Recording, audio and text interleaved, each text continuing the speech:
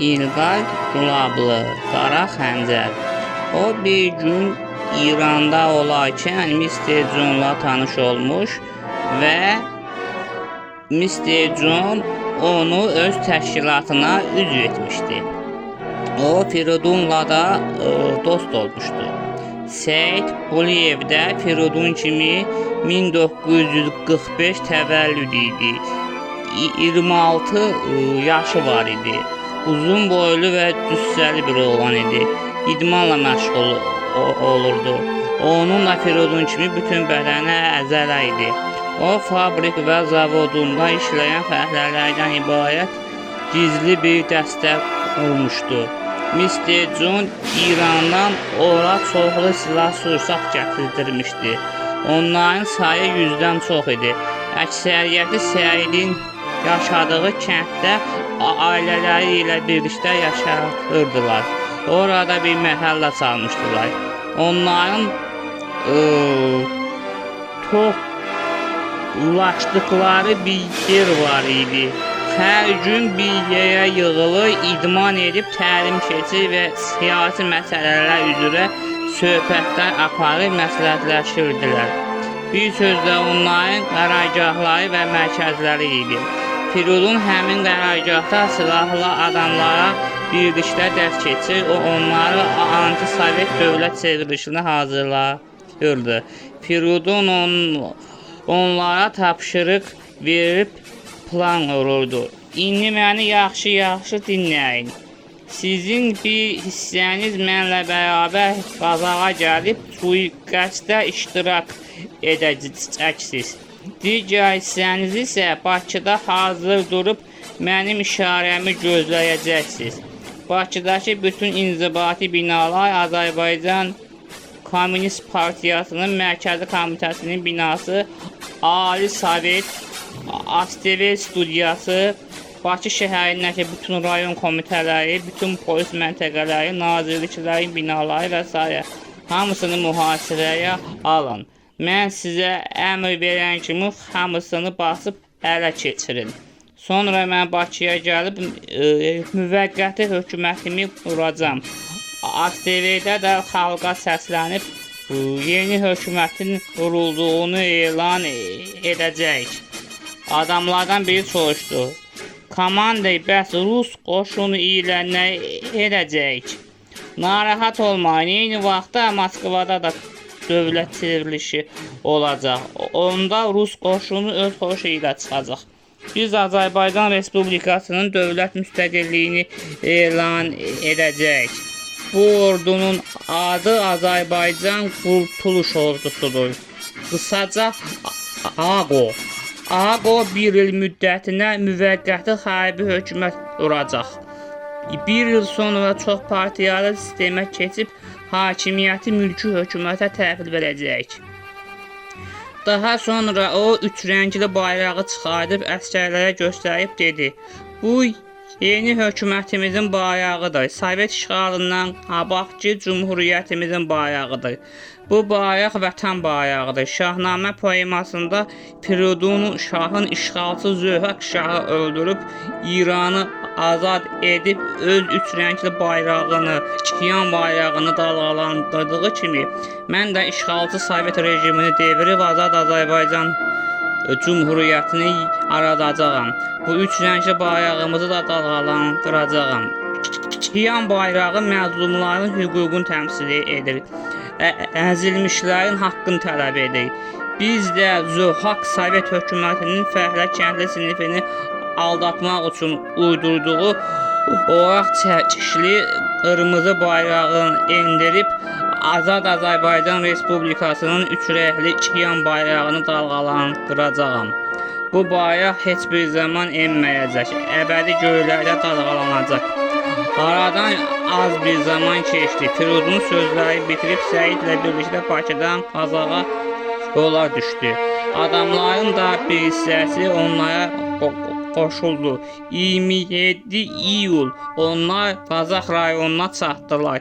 26 iyul saat 00:00'da 26 iyul saat 05:00-dan Berlindən yola çıxan Firidun və Səid 27 iyul saat 08:00-da Qazaxa çatdılar.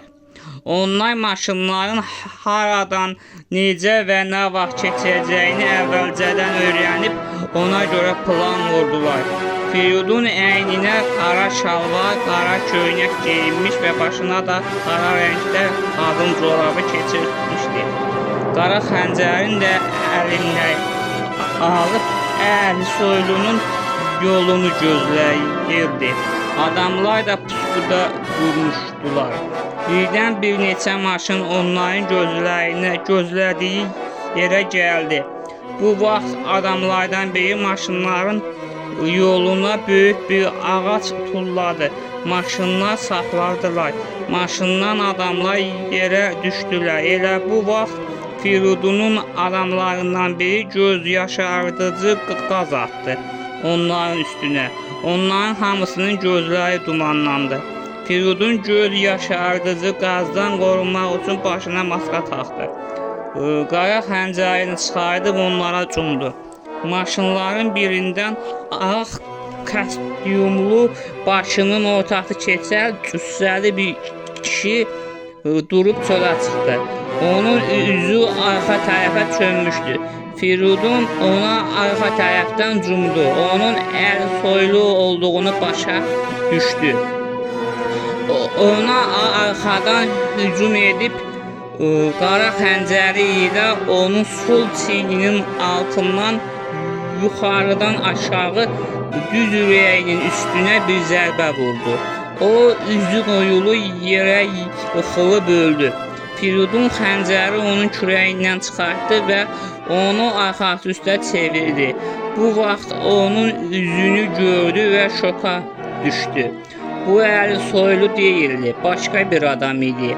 Bu vaxt polislər onun dörd yanını mühasirəyə aldılar. Polis kapitanı dedi: "Biz axır ki səni tutduq, qara xəncər və yaxud Firidun əzimi." Firidun mat-məəttəl qalmışdı. Görəsən onlar onun sirrini haradan bilirdilər deyə düşündü. Bu vaxt polislər onun üzərinə cumdular. Firidun qara xəncəri ilə ona yaxın duran bir neçə polisi ürək nahiyəsindən bir zərbə vuraraq hamısını bir-bir öldürdü. Axırda polislər ona atəş açmaq istədilər. Bu vaxt Səid adamlarına əmr etdi ki, polislərə imkan verməsinlər atəş açmağa. Adamlar da Firidunu nişan alan polislərin hamısını atəşə tutub öldürdülər. Güclü atışma başladı.